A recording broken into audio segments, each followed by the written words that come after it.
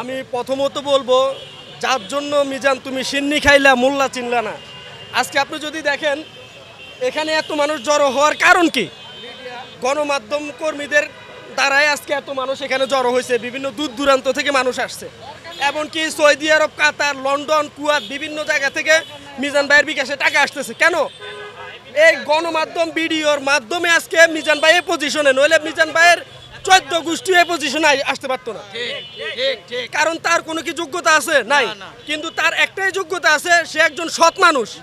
একজন সৎ মানুষ, সৎ ভালো মনের মানুষ। মানুষদেরকে কি যেভাবে সার্ভিস দিতেছে, গরিব দুঃখী মানুষদেরকে যেভাবে সার্ভিস দিতেছে, এরকম সার্ভিস পুরো বিশ্বে নাই। কিন্তু উনি কিছু আশেপাশের মানুষের কুকথা শুনে আজকে গণমাধ্যম কর্মীদেরকে বিভিন্ন তুচ্ছ তাচ্ছিল্য করতেছে। এগুলো জি জি গণমাধ্যম ভাই পেঁচা, গণমাধ্যমের দ্বারাই আপনি এই জায়গায় আসা, নইলে আমিও হাসতাম না। আমি বাসানডেক থেকে প্রতিদিন দুপুরবেলা খাওয়া যায়, মিস করি না।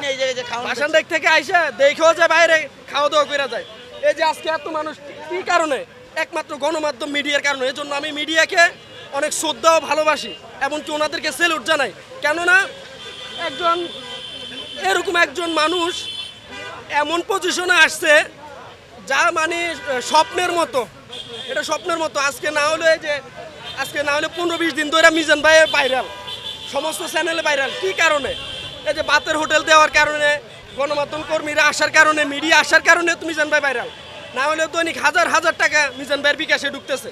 এখন মিজান ভাই আবার টাকাগুলা কি করতেছে? উনি কিন্তু চাইলে এটা আত্মসাৎ করতে পারতো। এই টাকাগুলো আবার গরিব দুঃখী মানুষের মাঝে সে বিলিয়ে দিচ্ছে, মানে খাওয়ার মাধ্যমে। এই যে রিক্সাওয়ালার করে দৈনিক কেউ সৌদি আরব থেকে 2000 টাকা পাঠাইতেছে, 1800 টাকা সে খাওয়া লেতেছে। আমার কথা হলো যে এরকম। কারণ ভাই আপনার নাম? জি, আমার নাম মোহাম্মদ নুরে আলম মিয়াজি। আমি ক্যান্টনমেন্ট মাটিকাটাতে থাকি। আমি এখানে প্রায় সময় আপনার দুপুরবেলা খাবার খেতে আসি। প্রায় সময় আরও কিছুদিন আগে আসছিলাম, কিন্তু খাবার পাই নাই। এটা আর কি। আজকে আমি আবার আসছি।